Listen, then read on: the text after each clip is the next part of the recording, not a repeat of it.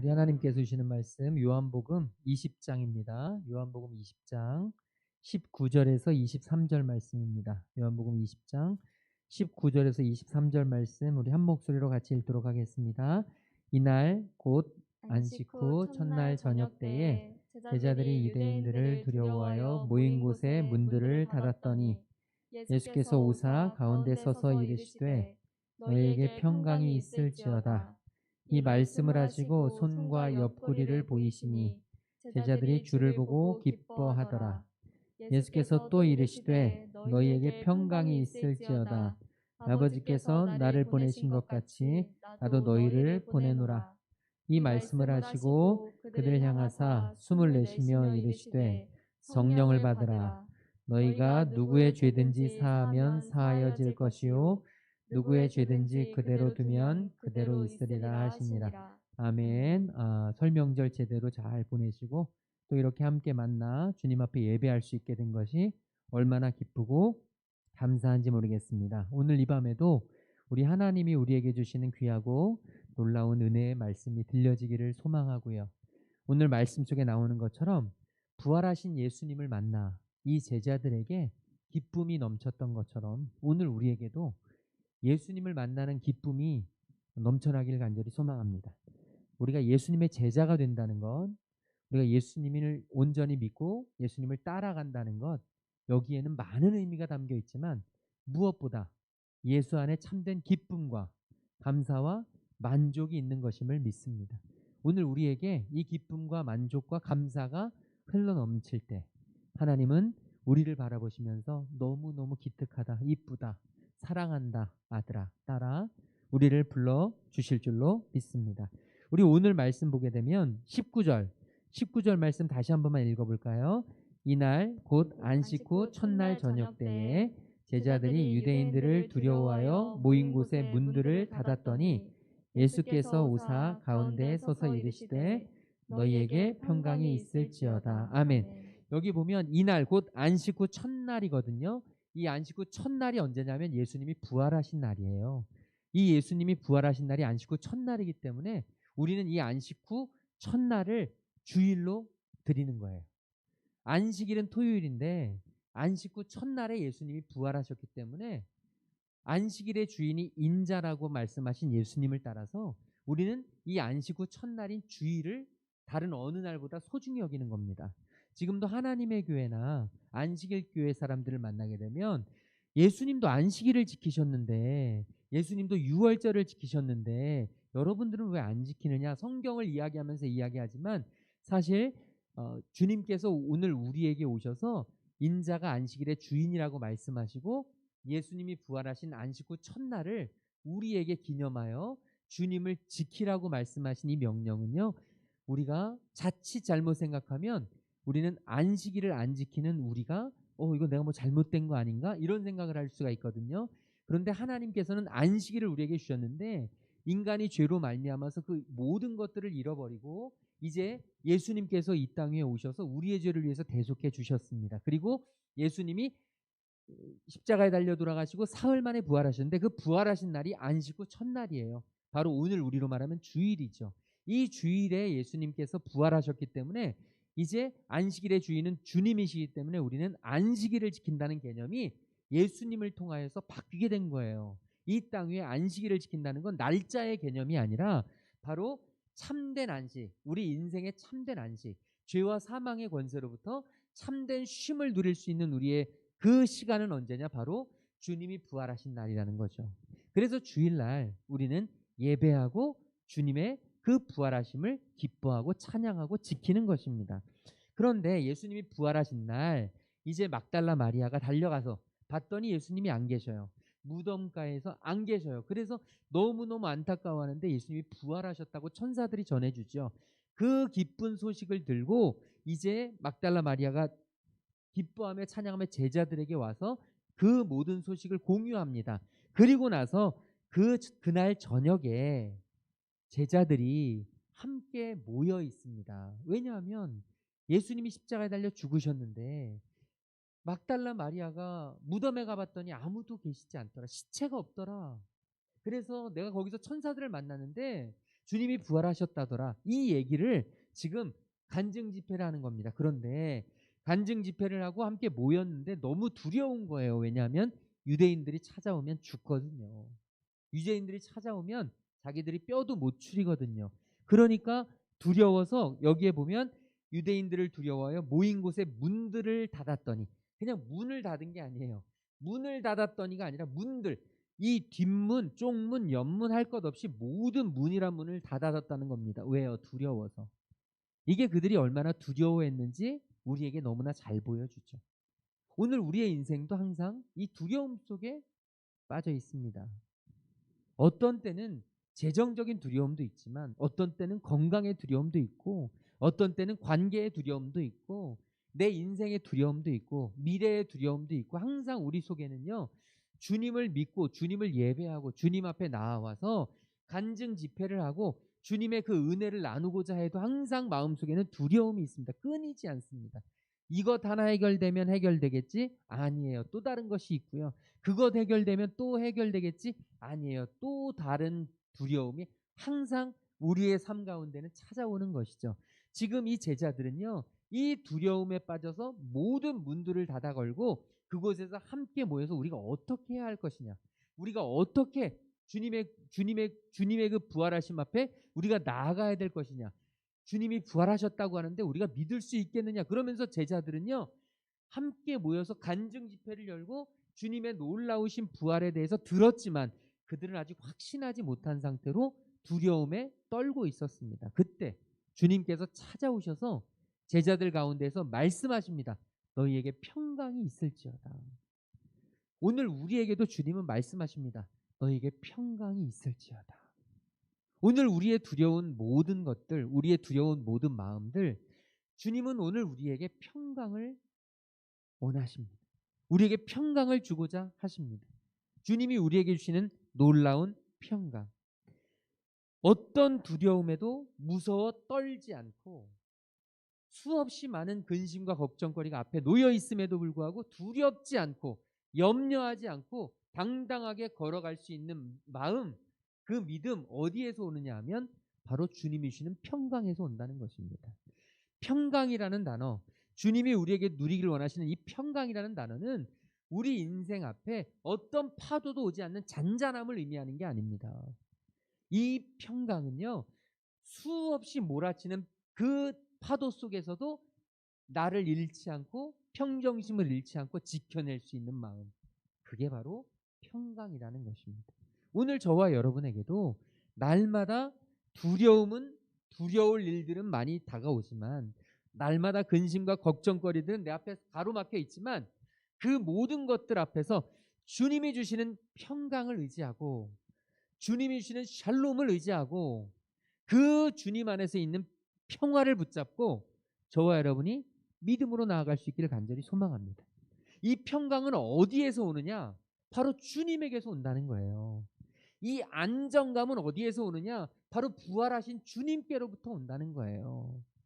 저와 여러분이 그토록 원하는 어떤 대상, 어떤 물체, 어떤 사람에게서 오는 게 아니라 진짜 우리에게 주시는 참된 평강은 어디에서 오느냐? 바로 주님에게서 온다는 것입니다. 그래서 찬송가 370장에 보면 이런 찬양이 있습니다. 주 안에 있는 나에게 딴 근심이 있으랴 십자가 밑에 나가 내 짐을 풀었네. 두려움이 없는 게 아니에요. 두려움은 있어요. 그런데 그 두려움이 변해서 기도가 된다는 거예요. 어떤 때요? 십자가 앞에 나아갈 때. 이 찬양에 보면 십자가 밑에 나아가 내 짐을 풀었네. 우리가 살아가면서 그리스도인은, 정말 주님의 사람은, 주님의 제자는 무거운 짐을 지지 않는 사람이 아니에요. 우리에게도, 예수 믿는 사람들에게도, 주님을 따르는 제자들에게도 항상 무거운 짐이 있습니다. 감당할 수 없을 것 같은 정말 힘겨운 짐들을 지고 갑니다. 그런데 우리에게 주시는 평강으로 말미암아 우리가 그 짐을 십자가 앞에 내려놓을 수 있는 겁니다. 이게 진짜 주님의 제자들이라는 거예요. 오늘 우리에게 있는 수없이 많은 무거운 짐, 그 짐을 주님 앞에 내어 놓는 겁니다. 십자가 앞에 내려 놓는 겁니다. 주님은 말씀하셨습니다. 수고하고 무거운 짐진 자들아 다 내게로 오라. 내가 너희를 쉬게 하리라. 나는 마음이 온유하고 겸손하니 나의 멍에를 메고 내게 배우라. 그리하면 너희 마음이 쉼을 얻으리라. 여기서 보면 주님은 말씀하세요. 수고하고 무거운 짐진 자들아 다 내게로 오라. 내가 너희에게 아무 문제 없게 하겠다. 너희의 모든 짐들을 깨끗하게 도말해 버리겠다. 주님 이런 말씀만 하신 게 아니라 나의 멍에를 메라고 말씀하세요. 주님은요, 우리가 아무 무거운 짐 없이 살아가기만을 원치는 않으신다는 거예요. 우리가 이 세상 근심, 걱정, 어려움들로 끊임없는 이 염려와 두려움들로 살아가던 우리 이 세상적인 근심들을 주님께서는 주님의 멍에와 익스체인지, 교환하라고 말씀하시는 거예요. 세상적인 두려움과 세상적인 근심과 세상적인 걱정거리들은 십자가 앞에 내려놓고 이제 주님의 멍에를 메라고 말씀하시는 거예요. 오늘 저와 여러분 안에 이 주님의 멍에를 메는 기쁨, 이 주님의 멍에를 메는 소중함, 주님의 멍에를 메는 생명력, 오늘 저와 여러분에게 이것이 있기를 간절히 소망합니다. 주님의 멍에를 메는 삶만큼 행복하고 복된 삶이 없습니다. 주님의 멍에를 메는 삶만큼 의미 있는 삶이 없습니다. 주님의 멍에를 메는 것만큼 정말 기쁘고 복된 너무너무 행복한 삶이 없다는 것이죠. 오늘 우리의 삶이 주님의 멍에를 메고 살아갈 수 있는 평강의 삶을 살아가기를 간절히 소망합니다. 이 평강의 원천은 주님께 있습니다. 부활하신 주님이 우리 앞에 오실 때, 우리가 부활하신 주님 앞에 나아갈 때, 우리의 모든 무거운 짐이 십자가 앞에 내려놓아질 때 이제 우리에겐 참된 평강이 있다는 것입니다. 이 예수님께서는 이 말씀을 하시고 20절에 보니까 이 말씀을 하시고 손과 옆구리를 보이셨습니다. 이 손과 옆구리를 보이셨다는 건 예수님의 육체로 부활하셨다는 것을 제자들에게 확신시켜주는 행위입니다. 제자들은 막달라 마리아로부터 또 다른 제자들로부터 예수님이 부활하셨다, 약속하신 대로 부활하셨다, 무덤에 가봤더니 예수님의 시체가 없더라, 예수님께서 반드시 부활하셨다라는 이야기를 전에 들었음에도 불구하고 그들에게는 아직 확신이 없었습니다. 두려웠습니다. 염려가 됐습니다. 걱정이 됐습니다. 어떻게 우리가 이 사건을 받아들여야 되지? 어떻게 우리가 해석을 해야 되지? 그러면서 그들이 두려워하고 있는 이때, 왜냐하면 그들이 문들을 닫아건 것으로 봤을 때 그들은 아직 예수님의 그 부활하심에 대해서 아주 확실하게 퍼펙트하게 믿지를 못했다는 것이죠.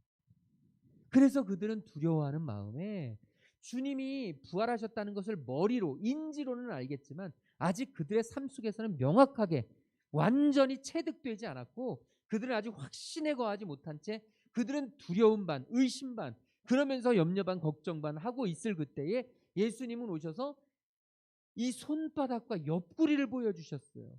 손에 찔린 이 목자국, 옆구리에 찔린 창자국, 도마에게 보여주셨던 것처럼 그 제자들에게 예수님은 자신의 그 십자가에 달렸던 모습을 보여주셨다는 것입니다. 예수님께서 그것들을 보여주실 때 제자들이 그 예수님의 모습을 보고 기뻐했다. 부활하신 주님을 제대로 만나면 우리의 삶의 현실이 어떠하든, 지금 내 삶의 상황이 어떠하든, 나의 요즘 컨디션이 어떠하든, 지금 내 하는 일들이 어떻게 되어져 가든, 내 삶의 여건들이 지금 얼마나 힘들고 어렵든 상관없이 부활하신 주님을 제대로 만나고 그 부활하신 주님이 내게 말씀하시고 그 부활하신 주님을 내가 확신하게 되면 제자들에겐 명확한 표지가 나옵니다. 그게 뭐냐면 바로 기뻐한다는 거예요. 주님을 보면, 주님을 만나면 이제 완전히 기쁨이 넘쳐 흐른다는 것입니다. 부활하신 주님을 만나는 게 왜 그렇게 기쁩니까? 부활하신 주님을 뵙는 게 무엇 때문에 그렇게 기쁩니까? 이유는 한 가지입니다. 주님이 부활하신 것이 확실해지면 그 다음부터 명확히 풀리는 일들이 있습니다. 그게 뭐냐면 부활하신 주님께서, 약속하신 것을 지키신 주님께서는 내 인생에 약속하신 모든 것들을 지키신다는 거예요. 내 인생의 모든 상황들을 부활하신 주님께서는 책임져 주신다는 거예요. 이 하나를 지켜주신, 약속을 지켜주신, 가장 어려운 약속을 지켜주신 주님께서는 내 인생조차도 주님이 책임져 주신다는 그 약속을 반드시 지켜주신다는 거예요. 성경에 말씀하신 그 모든 약속을 주님은 반드시 우리에게 지켜주신다는 것입니다. 내 인생, 내 상황, 우리의 가정, 우리의 삶, 내 모든 것들을 주님께서는 책임져 주신다는 이 분명한 확신이 부활하신 주님을 만나면 그냥 내 안에 들어온다는 것이죠. 오늘 저와 여러분에게도 이 분명한 확신이 있기를 주님의 이름으로 축원합니다. 우린 놓쳐서는 안 됩니다. 주님 안에 우리의 생명이 있다는 것. 부활하신 주님을 만나면 우리에게 기쁨이 넘친다는 것. 믿음의 확신이 일어나면 상황 따위는 문제가 되지 않는다는 것. 우리가 믿음의 눈을 갖기만 하면 내 앞에 펼쳐진 수없이 많은 좌절과 절망과 장애물들이 나를 강하게 연단시키는 훈련의 도구가 된다는 것. 고난은 반드시 우리에게 고통을 수반합니다. 고난 때문에 힘들고, 고난 때문에 외롭고, 고난 때문에 어렵고, 고난 때문에 반드시 우리는 수없이 많은 대가를 치릅니다. 그런데요, 고난은 우리에게 고통을 수반하지만 반드시 고난은 우리를 강하게 한다는 겁니다. 고난의 시간이 지나가면 우리는 자란다는 겁니다.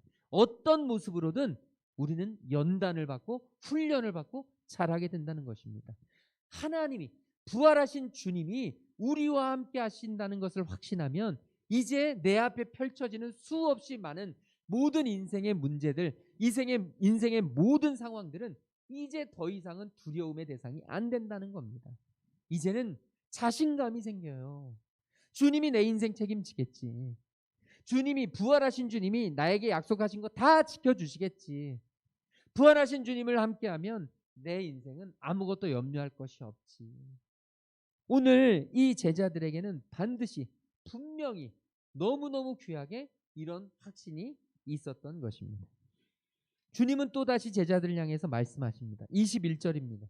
예수께서 또 이르시되, 우리 같이 읽어볼까요? 너희에게 평강이 있을지어다. 아버지께서 나를 보내신 것 같이 나도 너희를 보내노라. 아멘. 주님은요, 너희에게 평강이 있을지어다 다시 말씀하셨어요. 얼마나 평강이 중요한지 오늘 우리의 삶에 평강이 있기를 주님은 다시 한번 말씀해 주시면서 제자들에게 뭐라고 말씀하시냐면, 아버지께서 나를 보내신 것 같이 나도 너희를 보내노라. 여기 매우 중요한 단어가 나옵니다. 보내노라. 저와 여러분의 정체성을 너무나 명확하게 들려주는 메시지가 여기에 담겨 있습니다. 제자가 누굽니까? 예수님이 보낸 사람이에요. 그러니까 제자는 무엇을 해야 됩니까? 예수님 보내신, 나를 보낸 분, 바로 예수님의 뜻을 이루어드리고 예수님이 나를 보내주신 목적을 이루어주는 게, 그게 바로 제자라는 겁니다. 오늘 저와 여러분, 주님을 따르는 우리가 해야 될 일이 무엇입니까? 내가 원하고, 내가 바라고, 내가 기분 좋고, 내가 하고 싶은 일들 물론 중요합니다. 그런데요, 우리가 진짜 해야 될 일들은 그런 일이 아닙니다. 교회는 내가 하고 싶은 일을 하는 곳이 아닙니다. 교회는 우리가 원하는 것들을 이루는 곳이 아닙니다. 교회는 아버지의 뜻을 이루어드리는 곳입니다. 우리를 보내신 그분의 뜻을 받드는 곳이 교회입니다. 그러므로 주님의 제자들이 모인 이곳은요, 바로 주님의 뜻이 이곳에서 살아야 합니다. 주님이 무엇을 원하시는지, 주님이 이곳에서 무엇을 나에게 바라시는지, 나를 왜 보내셨는지, 여기에 중요하게 연결되는 단어가 사명입니다. 우리는 주님의 보내심을 받은 사명자들입니다. 한 사람도 예외 없이 우리는 사명자입니다. 저와 여러분에게 하나님이 보내신 이유는 다 다릅니다. 사람마다 같지 않습니다. 인생이 다 다른 이유는 하나님이 보내신 사명이 다 다르기 때문입니다. 사람마다, 교회마다 다 다른 사명을 품고 있습니다. 이곳에 있는 우리조차도 다 다른 사명 속에 있습니다. 그런데 중요한 것은 아주 분명한 공통점이 있습니다. 사명자가 사명을 잃어버리면 사망자가 된다는 겁니다. 사명으로 살지 않으면 우린 죽을 수밖에 없다는 거예요. 사명이 우리의 삶의 유일한 근원이라는 겁니다. 그러니까 다시 말하면 사명이라는 것이, 이것이요, 굉장히 무거운 짐 같고 굉장히 어려운 것 같지만, 그럼에도 불구하고 이 사명을 잃어버리면 우리가 더 빨리 달려갈 수 있을 것 같지만 그렇지 않다는 겁니다. 모든 배에는 가장 중요하게 배의 중심점을 잡아주는 배짐을 어느 정도는 두어야 한다는 것입니다. 이 배에 짐이 없으면, 아주 명확한 이 무게가 없으면 균형을 잡지 못하고 넘어진다는 거예요. 세월호가 무너진 것도 평형수를 잡지 않았기 때문입니다. 이 평형수, 그 배 안에도 평형을 이루는 굉장히 많은 물이 있어야 하는데 그 물의 무게가 워낙 많다 보니까 그것들을 편의상 떨어뜨린 겁니다. 굉장히 줄인 거예요. 그러니까 이 평행을 잡지 못하고 틀면서 넘어지면서 그런 사고가 일어나게 된다는 것이죠. 배가 가벼우면 빨리 갈 것 같지만 진짜 빠른 배들은 항상 무거운 짐이 반드시 있어야 됩니다. 가볍다고 빨리 가는 게 절대 아닙니다. 오늘 저와 여러분의 인생 속에도 우리의 사명이 우리의 인생에 굉장히 무겁지만 내 사명을 지킬 수 있는 길, 내 사명을 놓치지 않는 것이 우리 인생의 관건이라는 것입니다. 사명이 때로는 귀찮아 보이고, 사명이 때로는 거창스러워 보이고, 사명이 불편해 보이고, 이게 내가 하나님이 주신 마음이 맞나? 이게 내가 하나님이 주신 사명 같긴 한데 좀 아깝고 힘들고 어렵고 재개되고 너무너무 거추장스럽고, 왜 하필 나에게 이런 마음을 주셔서, 왜 하필 나에게 이런 은사를 주셔서 왜 나에게 이런 일들을 감당케 하시지? 우리가 굉장히 힘들어할 때가 많지만 우리가 그것을 감당해내지 않으면 하나님의 쓰임을 받지 못하는 안타까운 일이 발생한다는 거예요. 하나님의 은사, 하나님이 주시는 사명은요, 우리가 쓰고 발견하고 개발할 때 점점 그 역량과 그 범위가 넓어진다는 겁니다. 오늘 우리에게 주신 것을 하나님 앞에 아낌없이 사용할 때 하나님은 더 큰 그릇으로 만들어주세요. 조금을 아끼면 더 이상은 잘할 수 없습니다. 조그만 곳에서 그냥 이것에서 만족해버리면 우리는 더 큰 물고기로 자랄 수가 없습니다. 늘 언제나 저와 여러분이 더 넓은 마음으로 하나님이 주신 사명을 감당하면서, 하나님이 내게 주신 사명이 무엇일까? 하나님이 왜 나를 이곳에 보내셨을까? 하나님이 나를 통해 무엇을 원하실까에 대한 분명한 확신을 가지고 주님의 사명을 감당하며 살아가는 저와 여러분 될 수 있기를 간절히 소망합니다. 주님이 나를 이곳에 보내신 데는 분명한 목적이 있다. 그 목적이 나를 살릴 것이다. 나는 그렇다면 주님이 나를 보낸 그 목적을 놓치지 않고 살아야 한다. 이 사명 붙잡고 걸어갈 때 나는 살아날 수 있다. 사명이 때로는 가족이 될 수도 있고요. 사명이 때로는 굉장히 어려운 사람이 될 수도 있고요. 사명이 때로는 굉장히 내게 무거운 짐이 될 수도 있어요. 그런데 하나님은 나를 살리시기 위해서 주셨다는 거예요. 나를 살리시기 위해서 허락해 주셨다는 거예요. 아이들을 우리는 생각하죠.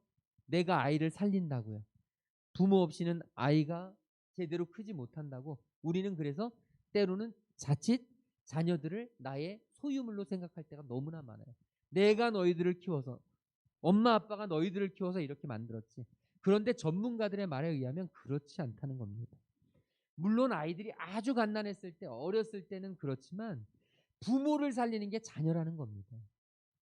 사실은 자녀를 부모가 살리는 것 같지만 저도 아이들을 키워보니까 어느 순간 너무너무 가정을 이루고 가정을 지키고 가정을 가꾸어가는 게 너무너무 힘겨울 때, 그럴 때 너무너무 버겁고 무거울 때, 그럴 때 나를 지켜주는 게 뭐냐면 바로 자녀들이라는 거예요. 이게 놀라운 사실이라는 거예요. 사명이 우리가 지키기에 너무 힘들고 버거워 보이지만, 그렇지만 이 사명이 사실은 우리를 살린다는 거예요. 내게 있는 이 사명이 오늘도 저와 여러분을 살리고 우리를 새롭게 하고 우리에게 하나님의 놀라운 그런 정말로 귀한 쓰임을 받도록 하고 우리를 성장시켜주고 우리를 성숙시켜주고 우리에게 하나님의 목적을 이루게 해주시는 그 사명, 오늘 저와 여러분 그 사명 붙잡기를 간절히 소망합니다. 주님의 제자는 사명의 힘으로만 살아갈 수 있습니다. 주님이 저와 여러분에게 주신 사명이 무엇입니까? 오늘 우리에게 내가 반드시 짊어져야 할 나의 사명은 무엇입니까? 오늘 나를 살게 하고 있는 그 사명은 무엇입니까? 저와 여러분이 사명 하나에 순종을 하잖아요. 그러면 그 큰 만족감은 다른 것과는 비교할 수 없는 기쁨이 있습니다. 사람이 누가 알아줘서가 아니라 하나님이 나에게 원하시는 것들을 내가 하나님 앞에 온전히 순종하고 올려드렸을 때, 주님 앞에 나의 사명을 감당했을 때 하나님이 내게 주시는 평강과 그 기쁨은 다른 것과 비교가 안 되는 것입니다. 오늘 저와 여러분의 삶이 사명으로 살아가는 삶이 되어지기를 주님의 이름으로 축원을 드립니다. 우리 마지막 22절 말씀 같이 읽겠습니다. 이 말씀을 하시고 그들을 향하사 숨을 내쉬며 이르시되 성령을 받으라. 다시 한 번만 하겠습니다. 이 말씀을 하시고 그들을 향하사 숨을 내쉬며 이르시되 성령을 받으라. 아멘. 이 사명에 대한 말씀, 우리를 보내셨다는 말씀을 하신 후에 주님이 주신 말씀이 뭐냐면 성령을 받으라. 우리가 사명이 나를 살리는 유일한 힘이라는 것, 사명이 주의 제자들을 살리는 유일한 힘이라는 것 우리가 발견했습니다. 주님의 말씀을 들었습니다. 그런데 여기서 또 하나 놓치지 말아야 될 게 있습니다. 이 사명을 온전히 주님 앞에 올려드리고 이 사명을 감당할 수 있는 힘이 어디에서 나오느냐? 바로 나에게서 나오는 게 아니라는 거예요. 내가 사명자인 걸 깨달았다고 해서 내 인생이 달라지는 게 아니라는 겁니다. 내가 사명자인 것, 나의 사명이 무엇인지를 깨달았다고 해서 저와 여러분이 사명을 온전히 감당할 수 있는 존재가 아니라는 겁니다. 우린 너무나 연약해서 사명을 깨달았어도 늘 언제나 무너지고 넘어지고 실수하고 흔들리고 그걸 제대로 감당하고 순종하기가 너무 어렵습니다. 그래서 아주 작은 사명 하나 이루어드리는 거에도 너무너무 많은 갈등과 어려움이 있습니다. 그런데 이 사명을 강하고 담대하게 정말 흔들리지 않고 주님의 온전하신 뜻대로 이루어드릴 수 있는 유일한 길이 있는데 그게 뭐냐? 성령 충만한 거예요. 주님의 자녀가 사명을 온전히 감당하면서 살아갈 수 있는 유일한 길, 그건 바로 성령 충만함입니다. 그래서 주님은 말씀하시는 것입니다. 성령을 받으라. 네 힘으로 되는 일이 아니다. 네 뜻대로 되는 일이 아니다. 내가 계획해서 이루는 일이 아니다. 너에게 그런 마음을 준 것도 바로 나고, 너에게 그렇게 감당할 수 있는 힘을 준 것도 그것도 나고, 너희들에게 흔들리는 그 상황 속에서 마음을 다잡을 수 있게 한 것도 그것도 나고, 네가 앞으로 살아가면서 맡게 될 수없이 많은 문제 속에서도 다시 일어서고 다시 바로 서고 다시 설 수 있는 용기를 주는 것도 나다. 착각하지 마라. 네가 아니다. 네 힘으로 네 의지로 여기까지 온 것이 아니라 바로 나다. 주님은 그 말씀, 그 메시지로 성령을 받아. 성령을 받는 삶이 얼마나 귀한 삶인지 오늘 저와 여러분이 성령 충만한 삶이 되어지기를 주님의 이름으로 축원을 드립니다. 성령을 받아야 우리는 제대로 사명을 감당할 수 있습니다. 성령을 받을 때에만 주님이 우리에게 주신 그 사명, 주님이 우리에게 보내신 그 목적 우리가 이루어 드릴 수 있습니다. 내 힘으로 하려는 모든 노력을 내려놓고 내 감정과 내 생각과 내 계획으로 하려는 모든 것들을 내려놓고 이 시간 우리가 주님 앞에 서서 내가 정말로 성령 충만함을 받고 내 마음과 내 생각과 내 모든 것들을 성령님께서 지배하시도록 저와 여러분의 삶 속에서 성령님이 차지하실 수 있는 공간으로 하루의 은혜를 하면서 주님의 말씀을 듣는데요. 하루의 은혜 말씀 묵상을 하는데 떠오르지가 않아요. 이게 무슨 말씀인지 잘 모르겠고 너무 힘들고 별로 오늘 내 삶하고 관계가 전혀 없는 것 같아요. 그래서 너무 지루하게만 여겨지는데 어느 순간 내 마음속에 성령님이 강하게 역사하실 때 그때 전혀 나하고 상관없을 것 같았던 말씀이 내 안에 부딪히게 되고 그 말씀으로 살아가게 되고 힘을 얻게 되고 그 말씀이 내게 도전이 되고 그 말씀이 나에게 꿀과 같이 먹여지고 아 주님이 이 말씀을 오늘 내게 주시는 거구나 이게 느껴질 수 있는 거 이거 성령님이 하시는 거거든요. 성령님이 함께 하시지 않을 땐 아무리 내가 열심히 준비하고 내가 아무리 많은 것들을 해도 그것이 나에게 한 귀로 왔다 한 귀로 흘려가는 정말 아무 의미 없는 그런 상황과 그런 모든 경험일 수 있는 그 모든 것들이 이제 성령님이 함께 하실 때 온전하게 내게 다가오게 되고 오늘 하루의 삶 속에 성령님이 도우시지 않았을 땐 아무 의미 없이 지나가던 만남이 성령님께서 함께 하실 때 온전히 새롭게 하는 온전히 내 역사를 바꾸는 내 일생을 뒤바꾸는 그래서 오늘 저와 여러분의 삶 속에 성령님을 기대하면서 매일같이 성령 충만한 사람으로 그래서 주님이 내게 주신 사명 이룰 수 있는 힘을 달라고 내게 주신 그 사명 정말로 그 주님의 뜻대로 순종해 나갈 수 있는 용기를 달라고 주님 앞에 간절히 기도하는 저와 여러분 될 수 있기를 주님의 이름으로 축원을 드립니다. 사명으로 삽시다. 사명을 이룰 수 있는 사람이 됩시다. 성령 충만하게 살아갑시다.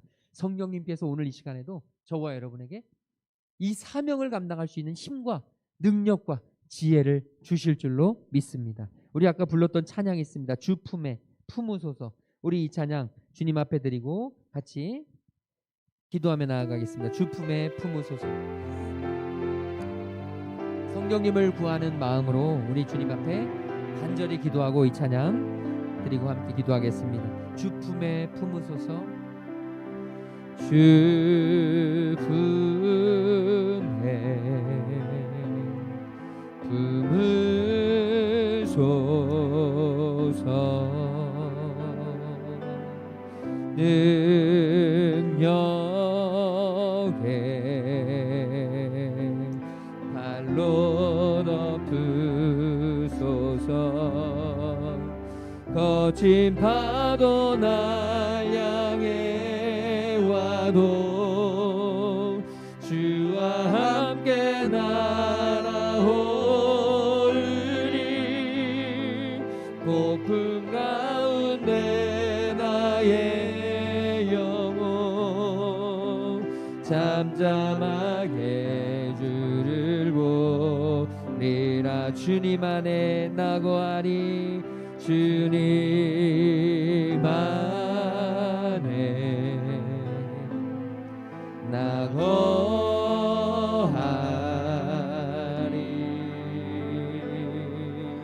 주 능력 나 잠잠히 믿네. 거친 파도 날 향해 와도 주와 함께 날아오르리. 고품 가운데 나의 영혼 잠잠하게 주를 보. 다시 한번 고백합시다. 거친 파도 날 향해 와도 주와 함께 날아오르리. 고품 가운데 나의 영혼 잠잠하게 주를 보리라. 우리 이 시간 같이 기도하길 소망합니다. 특별히 오늘 이 시간에는요, 하나님 나에게 주신 사명이 무엇입니까? 하나님 오늘 나를 이곳에 보내신 그 하나님의 목적이 무엇입니까? 하나님 그 사명을 붙잡게 하여 주시옵소서. 그 사명 놓지 않을 수 있도록 인도하여 주시옵소서. 그리고 주님 그 사명 감당할 수 있는 성령 충만함을 허락하여 주시옵소서. 내 힘으로는 내 능력으로는 아버지 하나님 나 자신으로는 도저히 감당할 수 없는 하나님 나의 그 모든 부족함 속에서 성령 충만함을 허락하여 주셔서 주님이 주신 힘과 능력으로 주님이 나에게 맡기신 그 사명 감당할 수 있는 하나님의 자녀 될 수 있도록 인도하여 주시옵소서. 우리 주여 한번 외치고 함께 동성으로 기도하며 나아가겠습니다. 주여, 성령 하나님 감사합니다. 하나님을 의지합니다. 하나님을 신뢰합니다. 하나님의 자녀들에게 하나님 이곳에 부르셔서 하나님의 자녀들로 하여금 주님 사명 가운데 거하게 하여 주시고, 주님이 우리를 부르신 그 목적에 아버지 온전히 맞게 주여 우리가 기대하면서 기도하면서 주님 앞에 나아가게 하여 주시고, 아버지 나를 이곳에 부르신 목적, 아버지 하나님 주님께서 나를 이곳에 보내신 하나님의 그 사명을 발견할 수 있도록 인도하여 주시고,